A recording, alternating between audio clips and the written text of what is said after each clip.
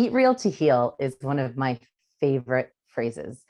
And Nicolette Richer uses Eat Real to Heal as her tagline. It's the name of her book, and it really encompasses everything she does and really who she is. She is a regenerative health educator, founder and creator of Canada's one and only 100% organic fast food chain, the Green Mustache Cafe. And she is launching a 22 million strong campaign, which is all about reversing chronic lifestyle diseases.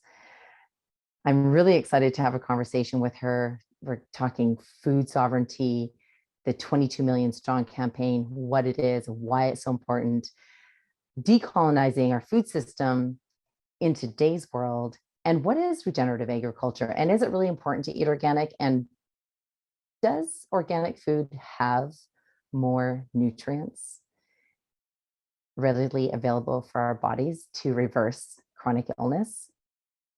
I'm Natalie Forstbauer, founder and editor-in-chief of Heart and Soil magazine. I'm really excited you're here to join me for this conversation with Nicolette Richer. Be sure to subscribe to our channel, like and comment, and share the conversation if it resonates. You make yourself an amazing day.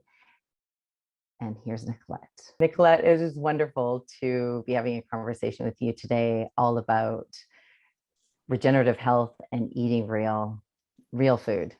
So thank you for joining me today. Thank you. It is a pleasure to be here with you. I just absolutely love all the work that you're doing and that your family's been doing for multiple generations. Thank you for joining me today. So before we get into some of your bigger projects, I wanted to just get a better understanding of what a regenerative health educator is, and how did you discover that journey? Oh, yeah.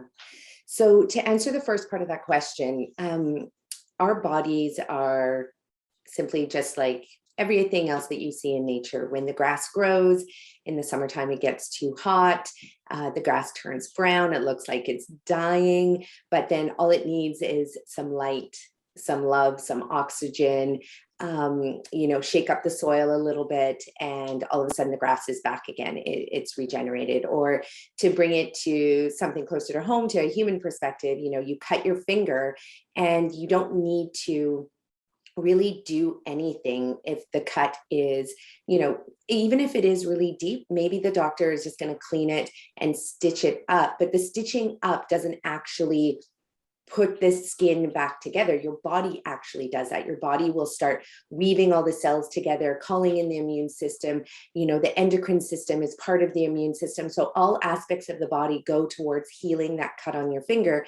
And within a few days, the finger's healed, the skin falls off, it sheds. And when you look at it again, you can barely tell in most cases that you even cut your finger in the first place. So that is regeneration. And regeneration is happening all the time throughout your body. You have stem cells that are actively seeking out what parts of your body need to be healed internally, externally, in the brain, all throughout the entire body. So that's regenerative healing. And we can stimulate your body to do that very, very well by just giving your body what it needs. And the first thing that it needs is nutrients to support all the systems in the body that are going to do that regeneration. And how I discovered this, I was like most other people throughout North America. I don't want to say on the planet, because traditional cultures, they know that the body regenerates. They know you eat clean, real food and the body heals. But we have moved away from that over the last few hundred years, where we think doctors heal us, when in fact, doctors don't really heal us at all. Doctors set up systems to allow our body to heal, but it's our bodies that are doing that. So about 25 years ago, my friend's dad, who I was really close to, he was diagnosed with stage 4 cancer, and he was 72 years old at the time. The doctors didn't offer him any other treatment options, and he instead turned to eating clean, real, plant-based, whole food, no excess sodium. The food has enough sodium in it, lots of potassium and magnesium in the foods, lots of all the other 125 plus minerals, nutrients, vitamins, amino acids, everything that we need. And he reversed his stage 4 cancer.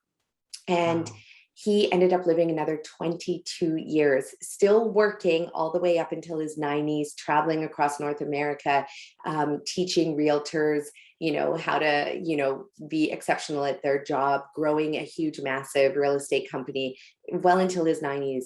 And then he passed away peacefully. And so isn't that what we want for everybody? So I learned about that. And of course, when I learned about it, that's when I really started to question our entire healthcare system.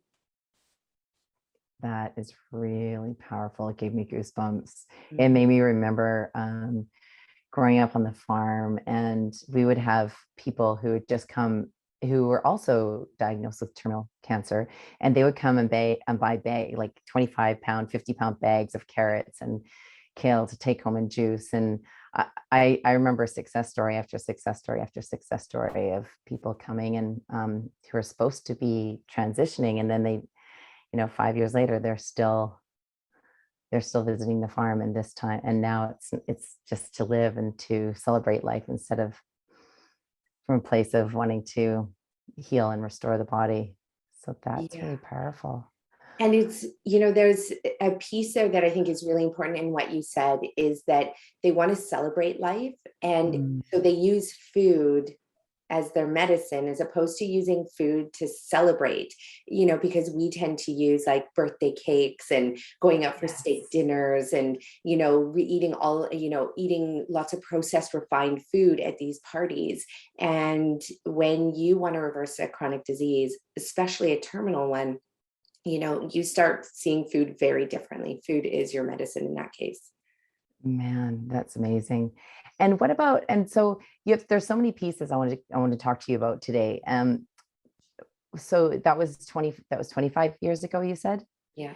And then what were your next steps? How did you discover being a regenerative health educator? And we also know that you launched Canada's first and only 100% certified organic fast food chain. It's now a chain, right? The Green Mustache Cafe. And so, like, how did you take those steps, and what were the awakenings along the way that led you? Like, what were those breadcrumbs? Yeah. Oh, I like that. So it wasn't, I was about to say, it wasn't a straight path, but actually it really was a straight path. So after that experience with Bill and reversing his cancer, I didn't actually jump right in and get ultra curious. I should have, but I was just like, oh, he used food. That's interesting. And, in a way you see this one-off anecdotal story and you're like, okay, well, he's an exception to the rule. Lucky him.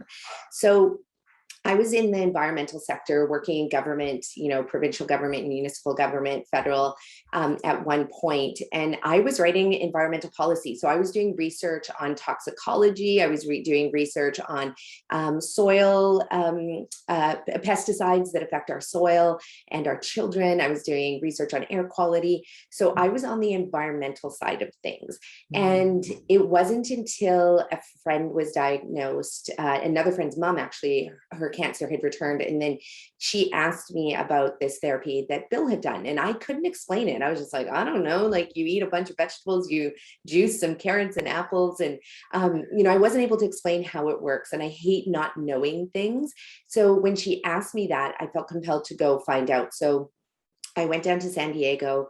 It's called the Gerson Therapy, what Bill did. And so I went and studied the Gerson Therapy, thinking I would just take this weekend course and learn about it. But all of a sudden, all the puzzle pieces just all settled in together. When you do this therapy, you need 100% organic, plant-based whole food. So you have to get to know your farmers. You want food that's really nutrient dense. So you want the farmers that are not just certified organic, but that are doing soil regeneration, because they need to be putting nutrients back into the soil. You want food that's grown in microbiome rich soil. So a lot of these things I was already studying and researching in my work. And so for me, I actually saw it as an environmental initiative. If everybody were to reverse their chronic diseases using food as medicine, we'd restore the planet, from an environmental perspective.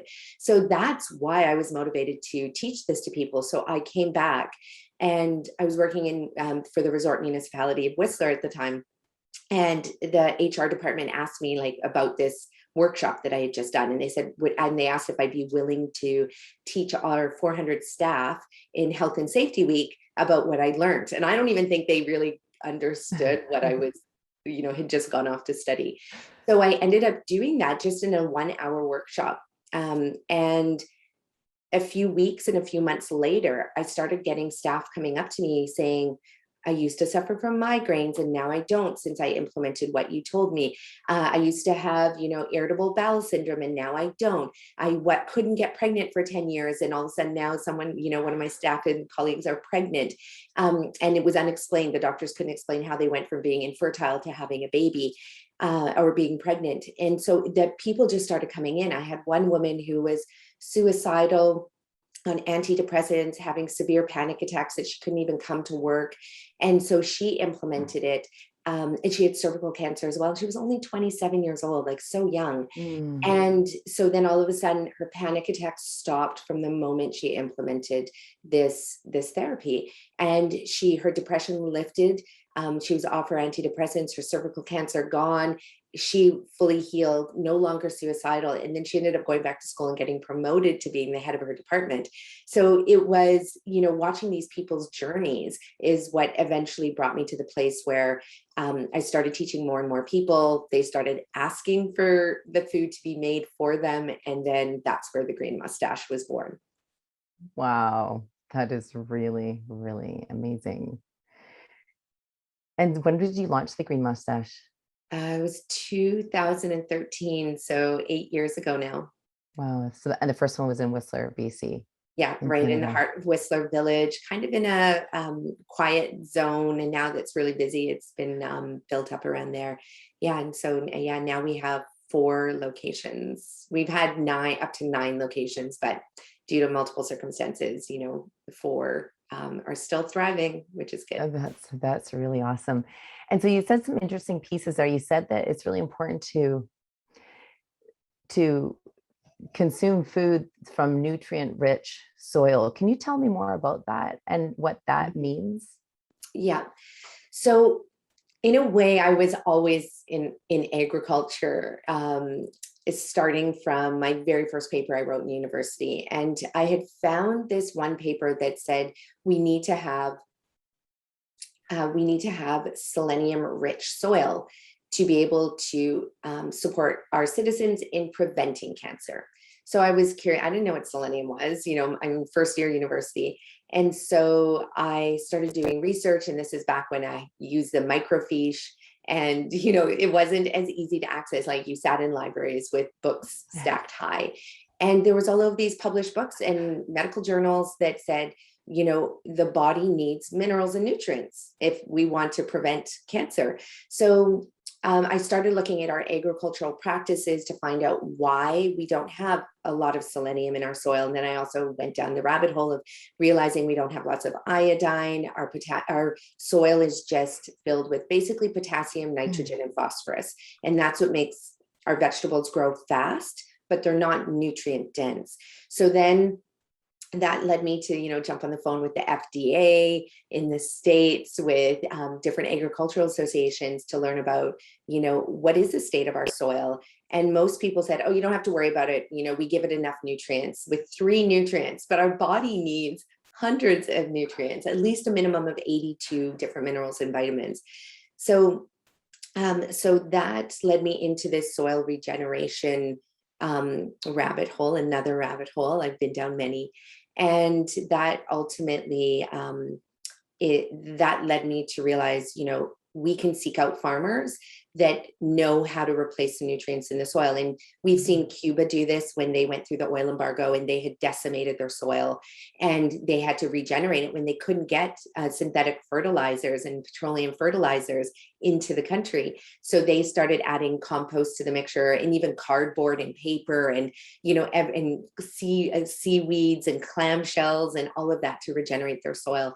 And so I learned about how they were able to transition from a purely 100% fertilizer-based agricultural system to 100% organic, nutrient-dense soil, agricultural system.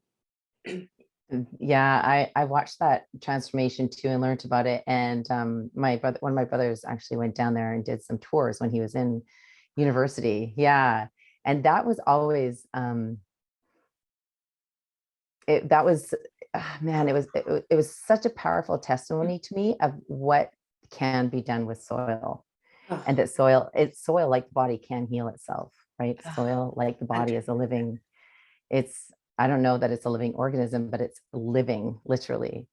Yeah, that's really powerful. So would you say that's what regenerative agriculture is then? Is yeah, regenerative agriculture is where you are giving back to the earth, back to the planet, back to all the systems. So regenerative agriculture is when you are building up the soil, which then builds up the quality of the nutrient, the vegetables being grown, all of the nutrients that we're going to consume, which then goes into our body, regenerates our body. And then, we also have a waste system. So we then excrete this waste, which then goes back into the system. And it's a closed loop system. It's a cradle to cradle system that makes sure that no matter is lost and it's actually built up. And so regenerative agriculture especially is looking at the microbiome of the soil. And you touched on that. And it's really important for people to understand that it is a living organism. And this living organism is made up of trillions of different bacteria and fungi and parasites, and they all work in unison to really trap nutrients in the soil so that they're not lost to the air when the wind blows by. And that's what you see in a lot of farmland across Canada and the United States, is that you can't even grow anything in soil anymore. Like you pick it up and it just falls apart and blows away in the wind. And so regenerative agriculture is when you have that deep, rich, dark brown soil that doesn't go anywhere. It's heavy, it holds water. And that's because it's got this living organism that's working together to bind to everything to make sure that it's all contained within. And our body's exactly the same way. We are made up of 40 quadrillion, different bacteria and parasites and fungi. And majority of that's in our large intestine. If you are damaging your microbiome with antibiotics, refined processed food, you're not getting a diversity of nutrients, then you're doing the same thing as what many farmers have done to our, decimated landscapes around North America. That's really powerful, Nicolette. The image that's coming to mind is, as we eat those processed foods and highly refined foods, it's literally shutting our body down when our body actually has the wisdom inside of it, when it is nourished with real foods to come alive and to heal itself.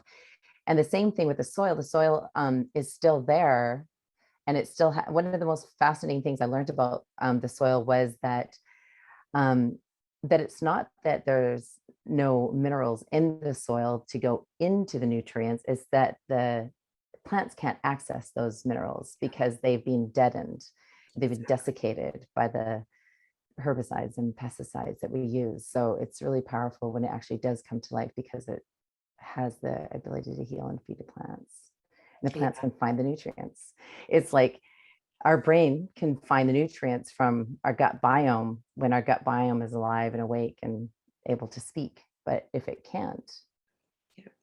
And I love that you said that about the brain, because the brain requires 20% of the nutrient intakes that we consume. And that's a lot, considering our brain doesn't weigh very much. It's quite small part of our body. But it requires a heck of a lot of nutrients, because those nutrients are what create the energy in our body, like literally the power, plus sign, minus sign, energy, like a battery. And then if the brain doesn't get enough nutrients, it can't regulate the nervous system to do all of its different functions.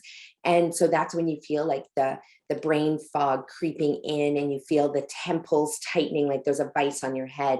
And it's really the brain screaming out for nutrients. And when it gets those nutrients, that's when the energy comes in, the synapses start firing, and then all of a sudden it can stimulate the healing processes in the body. And if it can't do that, then that's when everything shuts down. And the one thing that I think is really fascinating, the first system to shut down is the reproductive system, because nature has this amazing way to say, well, if the vessel, the body that is supposed to carry the child, is not strong enough, does not have enough nutrients, well, what's the point of producing a child? there's not going to be enough to give that child, or the child will suck everything from the host. And then all of a sudden the host won't be available to feed and nourish that child and protect that child. So the reproductive system is the first thing to shut down. So what's incredible, you want to reverse infertility, you regenerate the soil, you eat the beautiful plants that come from it, and all of a sudden you'll see the reproductive system come alive. And we've had so many babies born to women who were told that they'll never have babies just by simply changing what they eat. That's amazing. So I want to go into your 22 million strong campaign next, because that's such a juicy project that you have going on. But before we do, I'm wondering, because something that I hear a lot, and I'm curious if you hear a lot too, is, well, can't I just get rid of all the processed food and all the what is it called? The processed food and the highly refined food. Thank you. Get rid of all the processed food and highly refined food, and just eat real foods. So just real foods. And does it have to be certified organic and regeneratively grown? Yeah, so definitely it's going to be better than not or than refined food. So you can eat a bag of kale chips that come in a bag at the grocery store that have preservatives in there, that have other foods that are synthesized foods, and it'll look like you're eating healthy. You know, it'll have nutritional yeast in there, tons of sodium. It'll have palm oil sometimes, or if it's not palm oil, it'll have like 100% organic or olive oil. And so so you can eliminate that and choose kale for sure. But if the kale is grown non-organically, and we have to differentiate here. So I just want to make sure I make this disclaimer. There are farms that are transitioning to being 100% organic, maybe not 100% organic certified, but transitioning into that. And so they may not spray. And if you get to know your farmer well, and you see them putting seaweed in the soil, if you see them, you know, really nurturing and loving the soil, but they're not certified organic, then by all means, please shop from them. It doesn't have to have that certified label, but you have to be extra diligent to ask those questions. And I ask those questions all the time. Do you spray on your farm? And some people will say, oh, we don't spray until the last, you know, just before we pull the fruits and vegetables. Or some will say, oh no, we don't spray at all. And other people will say we spray at the beginning, but not at the end. And so, you know, you need to ask these questions. And it is, if you're consuming food that is sprayed with pesticides, with glyphosate, with Roundup, with synthetic fertilizers, you know, used in the soil, then what you're doing is you're damaging your microbiome. So you're losing the ability of not only the food to be nutrient dense, but you're losing your body's capacity to have a really fully functioning immune system, because those molecules of synthetic fertilizers and pesticides and herbicides and insecticides are actually going to rupture your intestinal tract. You're going to rupture the cells, and they're going to just explode, leaving you with what's called leaky gut. And when you do that, you then lose the ability to absorb nutrients. So it makes it a lot harder to heal. Not only that, but you put pressure on your body's detoxification system to then have to go and eliminate these chemicals from your body, these pesticides, these toxins. And so then you're actually really forcing your body to use up metabolic energy to help eliminate this. And if your body can't, then you end up again stimulating other conditions because the body's building up all these toxins. So you obviously want your body to run efficiently. So I say choose organic when you can. Eat in the seasons. So you don't have to be eating avocados and mangoes, you know, from other places. You can eat carrots and squash and zucchini and all abundance of different types of lettuces and, you know, collard greens and Brussels sprouts and all of those things. You're going to get more than enough nutrients. You don't have to necessarily, you know, go for the foods that aren't in season or the foods that are very expensive, so that you can definitely make that transition. Okay. Awesome. Thanks for that. Very good clarity. And so, Nicolette, you just completed a massive bike ride around British Columbia in Canada. And well, I'm just going to back it up a little bit. So let's move into the 22 million strong and tell us how tell us how you came up with that idea. So yeah, it was so funny because everyone on our team thought it was crazy when I said, hey, what if I were to, originally it was supposed to be that I biked down to California to meet Rich Roll and get on his podcast. I was like, we need a bigger platform to speak on, and Rich Roll's podcast, if anybody's listened to it, definitely go to it. And so that was pre-COVID, and then COVID came in, couldn't travel to the States. And then I said, well, what if I were to ride across Canada? And the whole reason this running and biking concept came in is because in the 15 plus years that I've been teaching clients how to eat real to heal, I've been sitting here behind my computer desk. And I went, from being extremely active, competitive athlete in the States, to really being sedentary in my office, doing all of this work and research, doing my master's and a PhD, sitting, which is the opposite of what I tell my clients. I'm like, you need to move your body, even go for walks. Walking is brilliant. I wasn't even doing that. And so it reached a point where my staff they really noticed that, and they were grabbing me my lunch. So I didn't even have to leave my desk to go get lunch. And when I looked at my Fitbit, it would say that I was walking 1,200 steps a day. And 1,200 steps a day is like, it would be hard for most people to try and get that low of a number. Like, you basically have to sit all day. So I would drive the kids to school because the school's quite far from where we live. And then I would drive to my office, and then I would walk up a flight of stairs. And it got to the point where walking up the flight of the stairs was actually quite challenging. So with having COVID settle in, doing my PhD, working, being home with the kids, I was like, okay, I need to train and I need to move my body if I'm going to continue to do this work in the world. And so it was really the melding of my entire life into one project. And I pitched it to our charity and the board, and they were like, 100%, let's do it. Let's hit the road and take this, message on the road. And the 22 million, really, the number comes from, it represents 10% of the North American population that currently is living with a chronic degenerative disease, at least one.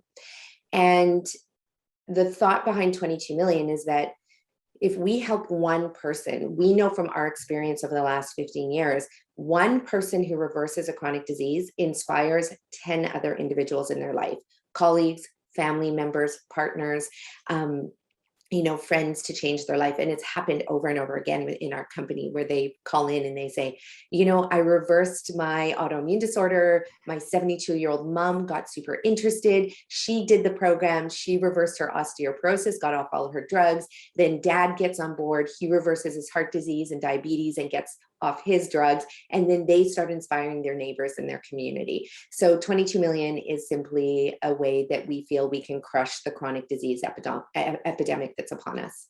That's amazing.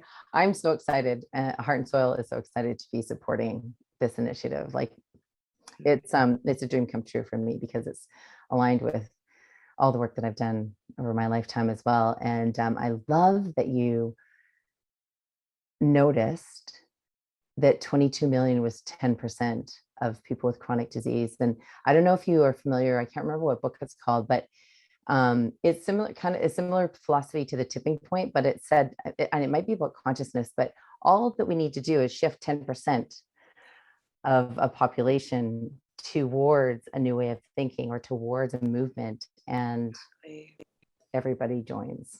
Yeah, and I think that is Malcolm Gladwell's tipping point. Is it? Okay. Yeah. I'm pretty sure. And it's probably not even 10%. 22 million is probably, a very aspirational goal, but I don't even think we need to reach that much, because we've seen the change that's taken place just in the last 8 years with having, there's amazing organizations out there like Heart and Soul Magazine, PCRM in the States, all of these amazing plant strong physicians that are, really bridging the gap between regenerative medicine and regenerative agriculture, and they're bringing that story together. And so it's happening. And I don't think we'll even have 22 million before we see really huge changes take place. Yeah, and it's really about bringing the power back to the people, right? Back to ourselves. Yeah, reconnecting people with the land. So tell me more about, because I know that 22 million strong is about reversing chronic disease and giving people agency. And what else? Like, what are some of the other pieces of 22 Million Strong, some of the other messaging in there that you really want people to have a deeper understanding of? Yeah, when we merged the campaign 22 million with my PhD is focused on decolonizing food systems. So what that means is 450 years ago in Canada and around the world, we had settlers that moved into all of these beautiful lands around the world and forced people off their lands, indigenous peoples from in Australia, in New Zealand, in Europe, in Canada, and the United States. And they forcibly removed people from their lands where they had foraged and gathered and hunted and lived sustainably. There wasn't, climate change was not upon these individuals. They knew how to live and protect the lands for the next 7 generations. So So when colonization really took hold, what they replaced these food systems for these people with is refined processed food, all the white foods. So white people came in and white foods were forced on indigenous folks. And so white flour, white sugar, refined oils started to come in. Everything was processed. Agricultural practices, growing huge amounts of, wheat and grains that weren't consumed in abundance back then.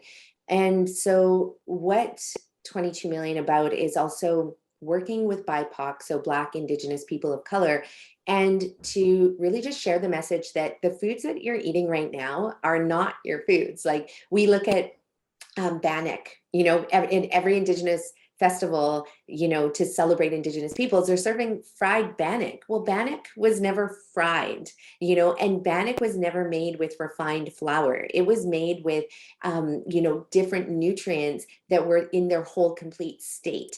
And so it's to say that we don't have to go backwards in time, but we need to go back and we need to extract that knowledge and hold that knowledge very, very dearly to our hearts and to our bodies, because that knowledge is what kept Indigenous peoples free of these lifestyle chronic diseases that really, it's only in the past 100 years we're seeing diabetes, 1 in 2 people being affected by diabetes, 1 in 2 people being diagnosed with cancers, 1 in 2 people dying from heart disease. These are ridiculous numbers. And so if we decolonize our food systems, we actually decolonize our farming practices. We go back to all the principles that you grew up with, right? That all your family, you guys are living proof that we can do it. Your dad has had this farm, for decades, growing it and using biodynamic permaculture practices that are working, that are financially working, that are systematically working, and where he's protecting the soil.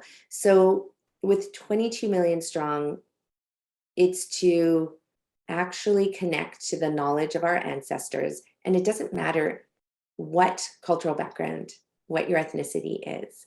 If you are Polish, you know about regenerative farming practices in Poland, right? From prior to colonization.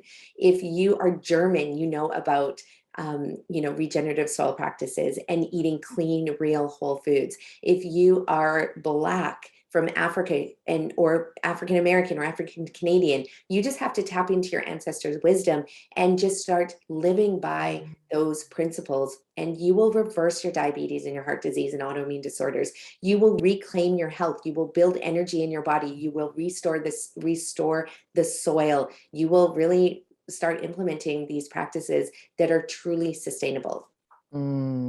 That's powerful.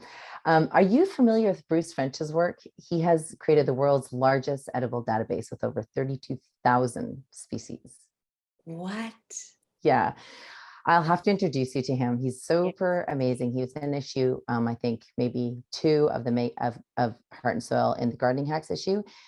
And there's 2 organizations that use his database. The reason I mention it is because we're talking indigenous connections, right? And food sovereignty in a way. And I think that database is so powerful to tap into, because it'll tell you what foods grow indigenously and naturally in your area, what nutrients they hold, how to grow them, where to grow them, like where to find them. It's super complete. His daughter, I think, was a nutritionist as well. So she helped fill in all those nutritional pieces. And he's still adding to it to this day. Wow. Yeah. And So that is so powerful, because I just think it's, and I'm like most people, I will look across the landscape, and unless I see a grocery store, I won't see food. Whereas, if you go on a forage walk with, any Indigenous person from your community, they will walk through on a path that just looks like a regular bike path. And to your right, there's going to be strawberries, these miniature, delicious strawberries growing. To your left, there's going to be salal berries. Most people walk by huckleberry bushes and don't even pick them because they don't know what they are. Meanwhile, that's right. I know that much, that I can gobble those up. And so there are greens and foods and root vegetables literally growing beside us, above us, underneath our feet. And there's so much food. There's an abundance of food on this planet. We just don't know how to eat unless it's from a grocery store or a restaurant. Yeah, that's right. That's right. And can you tell us what food sovereignty means to you? Yeah, food sovereignty, and some people may have heard it as food security, but it is it's an issue that has been upon us for a very long time. I want to say that people are hearing more about it now, but I still talk to people who have no idea what the heck food sovereignty is or food security is. And humans on the planet, doesn't matter where you are, we are facing food insecurity, which means that, a good majority of people in your country, doesn't matter where you live in the world, do not have access to real food at all. So we have many Indigenous peoples that are eating from gas stations. So the hot dogs that spin on the rotisserie, the bags of chips, the Diet Coke, and if they get a banana in their grocery store, that store owner might be charging $10 for that banana.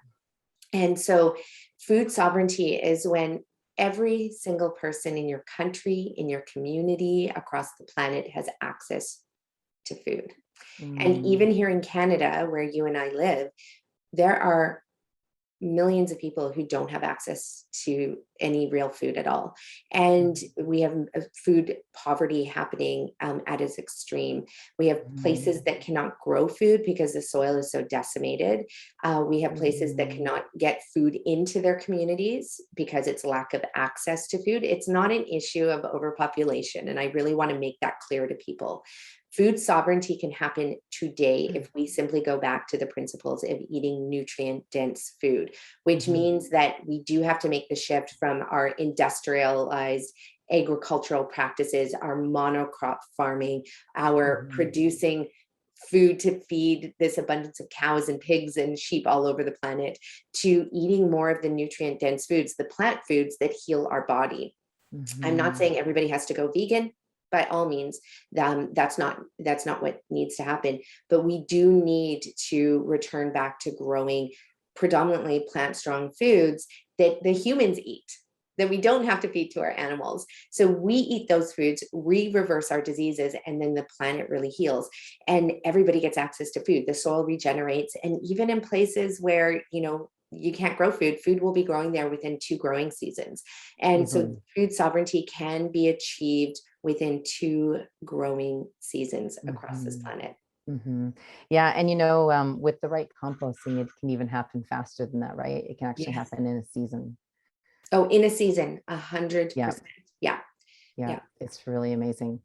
And one of the other phrases I really love is nutrition security. And I think that beyond the food security is really connecting us to our nutrition security, which is, I think,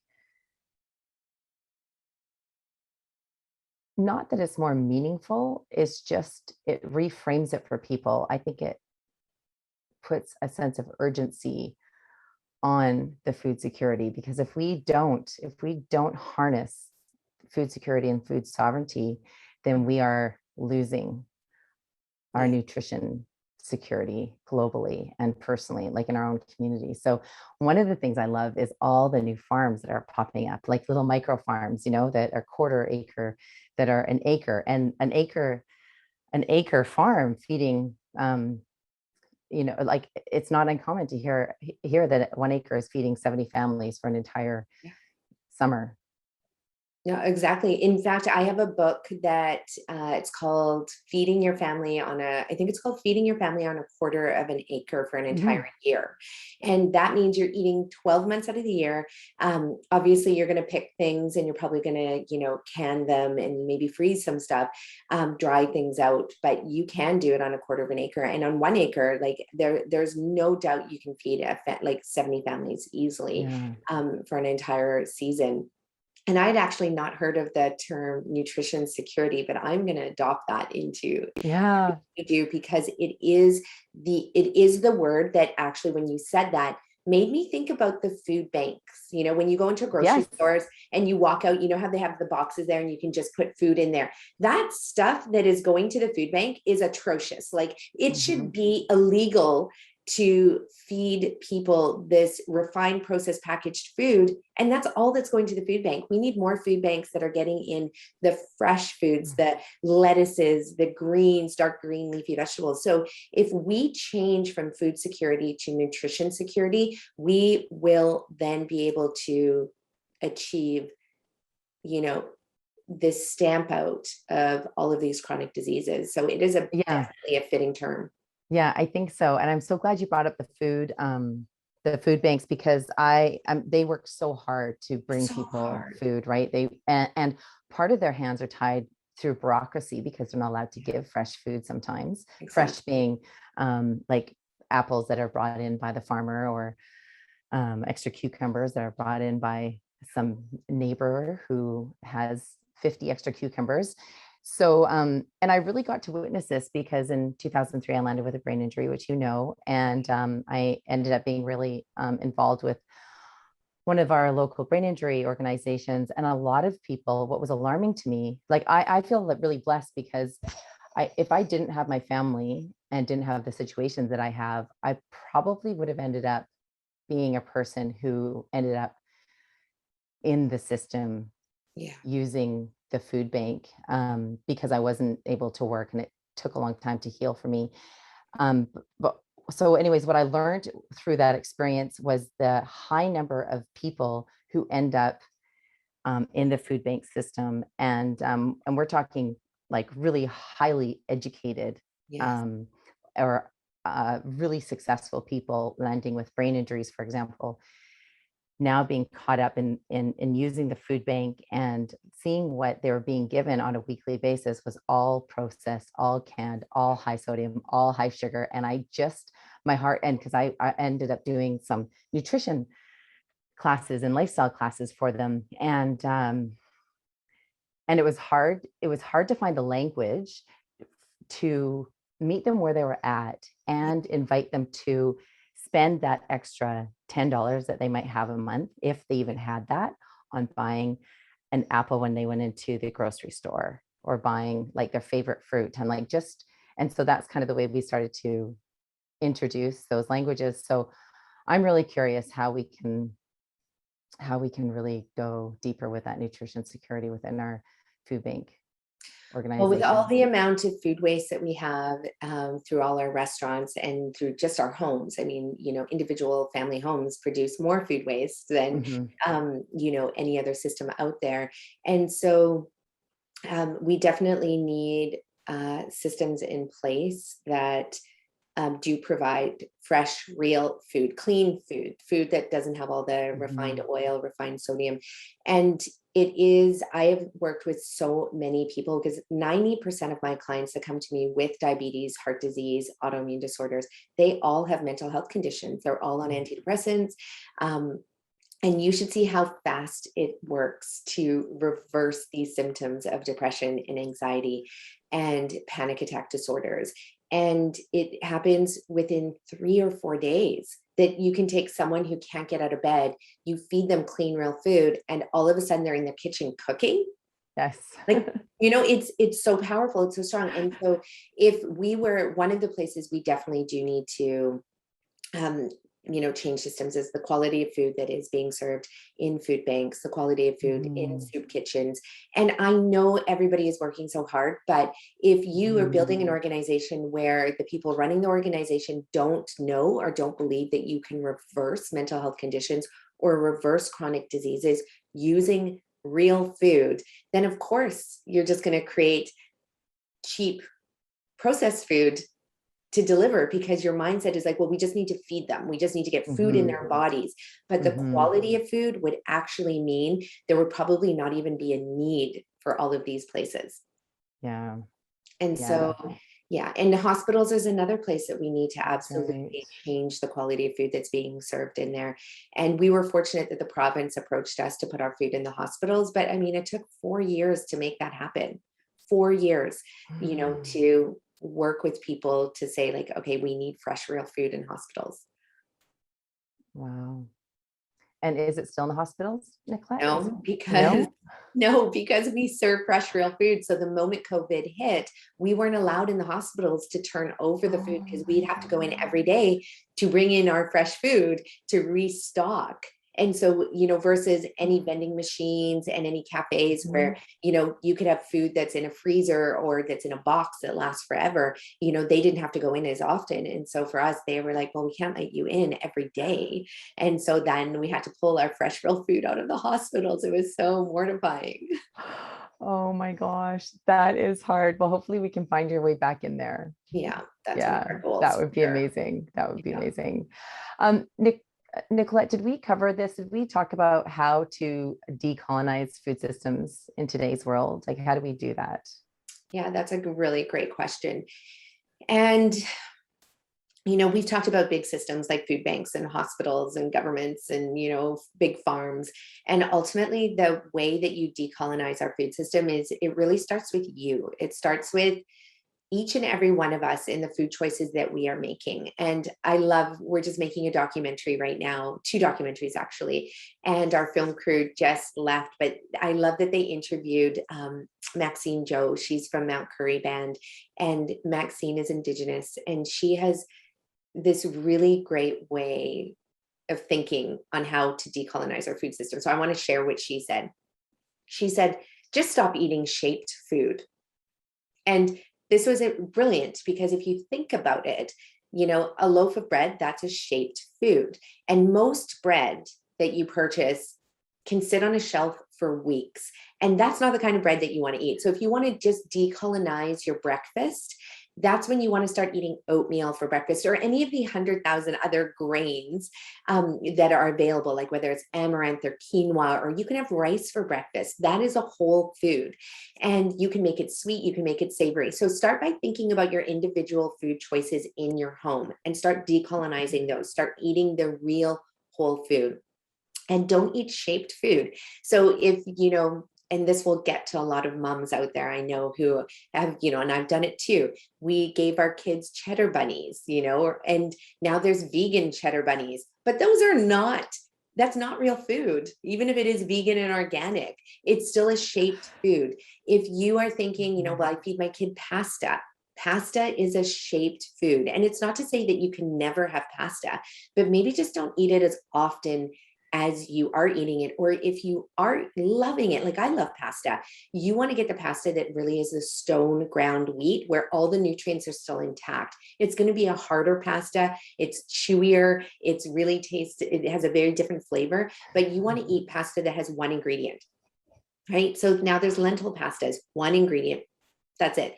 And so get away from the shaped foods, choose foods that have one ingredient. So like a bag of apples versus a fruit roll up, chickpeas that you have to cook versus chickpea chips. Chickpea chips are shaped foods. So I think this simple concept is really one that's easy for people to grasp, and that's how you end up decolonizing our food systems. I love it. That's so amazing. That's really cool. No shaped foods. No shaped foods. No. All right. It has to be shaped. It was made in a plant, and therefore it is no longer a plant. And you want to eat plant foods. You want to eat non-shaped foods. And even if you are, we're predominantly 100% organic plant-based whole food. But even if you are eating meat, think about it then. Bacon is a shaped food, and bacon is lethal to your system. We now know hot dogs are a known carcinogen. So, that's a shaped food versus if you went to your local farmer and, you got the whole food. Thanks for that.